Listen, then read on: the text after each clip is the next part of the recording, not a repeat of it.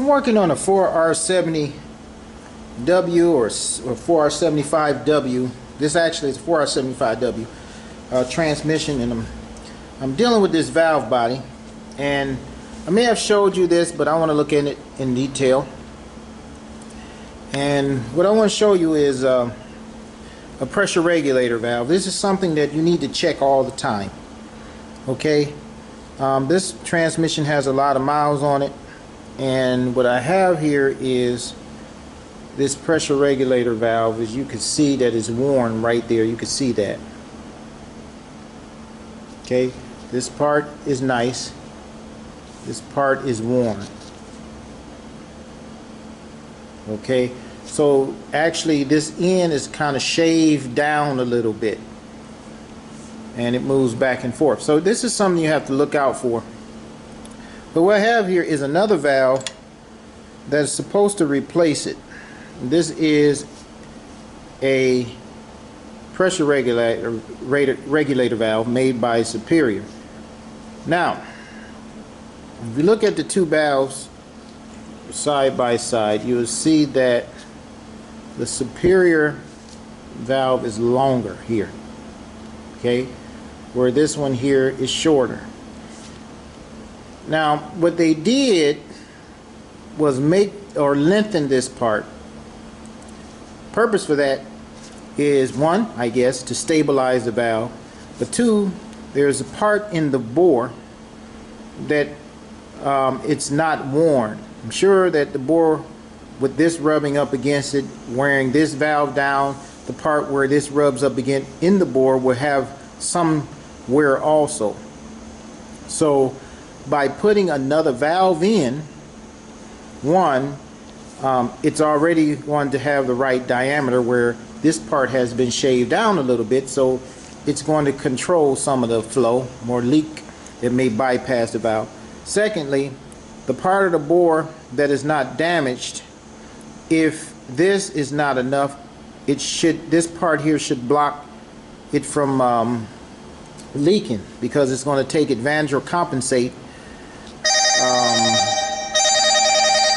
by taking advantage of the part of the bore that is not worn. Okay, so now if you see the two, now you see where the spring goes on here on the pressure regulator valve. Well, what Superior did, they made this part right here that fits on the inside, that pretty much brings it back to the position that the other valve was. Okay, now we're going to look at this valve body on the top of it.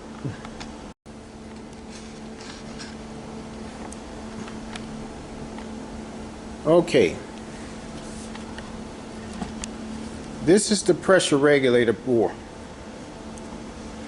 Okay, when this valve is in, it would be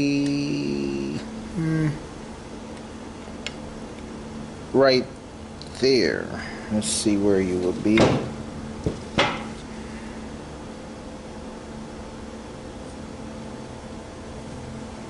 That's where it would sit in the bore. Okay, let me put this one in to make sure that that's where it is. Yeah, it sit right there.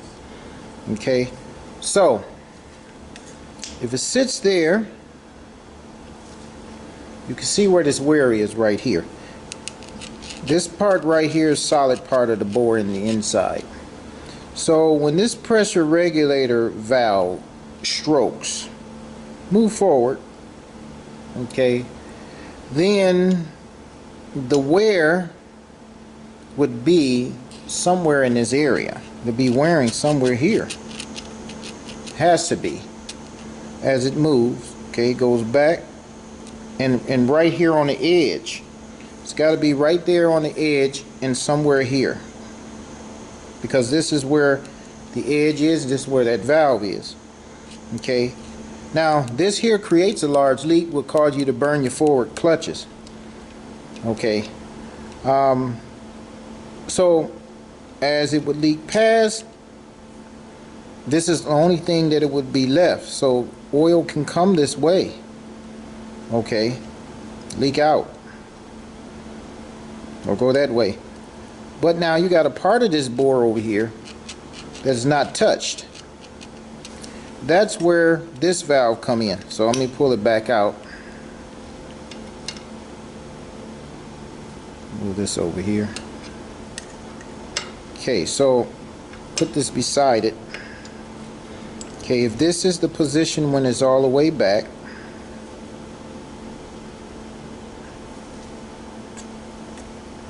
you can see where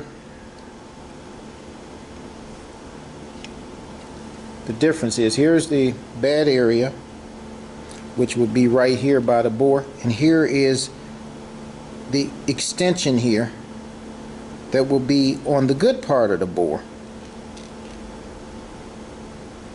Okay, so as this start to move forward, which would be right, let's say it moved right there, then this area comes all the way up here on the bore.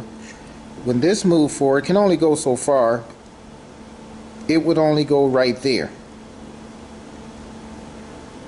this distance. So you see how much further, by lengthening this land, that this valve can take advantage of the bore that is not being worn. Now, I have used this valve many times with a worn pressure regulator valve, as I am about to do now, and I haven't had an issue yet. So far it has caused the transmission to work. Now previously I used to use Sonic's valves. What you have to do is buy a reamer, ream the bore out, it oversizes the bore, and then you put an oversized pressure regulator valve in there.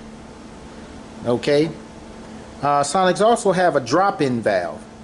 I guess you can put it in, but if it's worn pretty bad, I guess they say don't use that, and ream it out. Well, with a valve like this, that was worn like this, I've used this superior valve and didn't have an issue. Now what it doesn't do, and a lot of people argue about it, oh, it doesn't fix the problem. Problem being that there is bore wear probably inside of this valve body. So some say, oh, this is not a fix that's going to be a prolonged fix, and they have an argument. Here's the way I look at it. If this vehicle, if you put this bad valve back in there and it burns the clutches up in 1 month or 2 weeks, however, and you put this valve in there and that transmission keeps going after a year, then this has solved the problem of it coming back. It has allowed the transmission to get out of the shop and work. There are alternative ways to making sure that you handle the ultimate problem. The ultimate problem meaning that the vehicle is not going and operating the way it's supposed to operate. And that's what I look at. If someone comes out with a fix, and the fix allows the vehicle to leave and drive, and drive and continue to drive, then it's an alternative fix. Now there will be arguments from the various manufacturers that their part is better than this part, and this is why, and they will argue all the way down to the minute detail. I don't care about that. Only thing I care about is if I put this valve in, if it works, and that vehicle can drive from here all the way to California and come back and still drive, then this valve allows your vehicle to drive. Okay? And like I said, so far I have not had an issue with it, and I've seen valves that's worn just as bad as this one. Okay? Like I said, I'm going to use this valve. Okay? So you get an idea to see you have parts of that valve body that's not being used.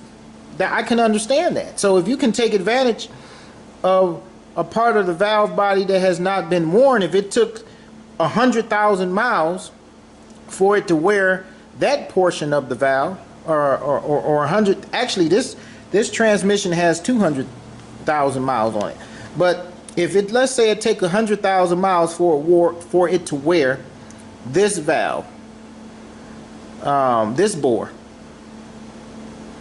then it should take the same amount of time to wear the other part, if it will be worn.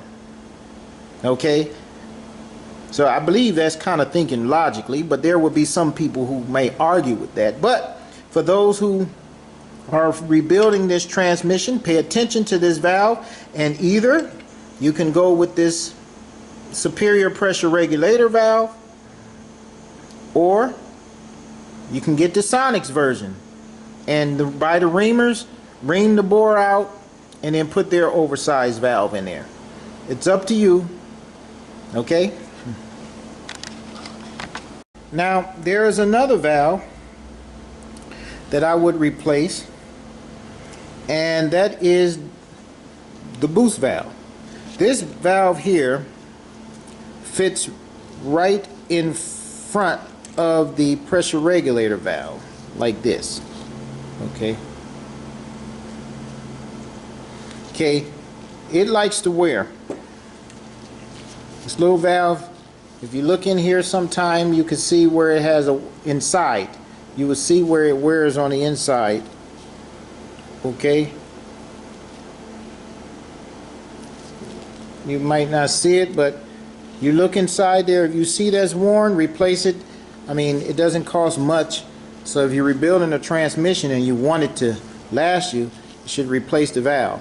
Okay, and then you shouldn't have any issues there. So the pressure regulator valve you need to pay attention to, and the reverse boost valve. Now if you take your valve body loose and you see that you have a good pressure regulator valve, it's up to you to change it. That means it won't be worn here. All sides will look like this when you turn it around. That means it haven't worn yet. So if you don't want to replace it at that moment, you wouldn't have to do so. If you do want to replace it with this steel valve, this is aluminum, this one is steel here, then it's probably best to do that also. Okay, so pressure regulator valve, pay attention to that. Reverse boost valve on the 4R70W, 4R75W, or 4R75E transmission. These are Fords.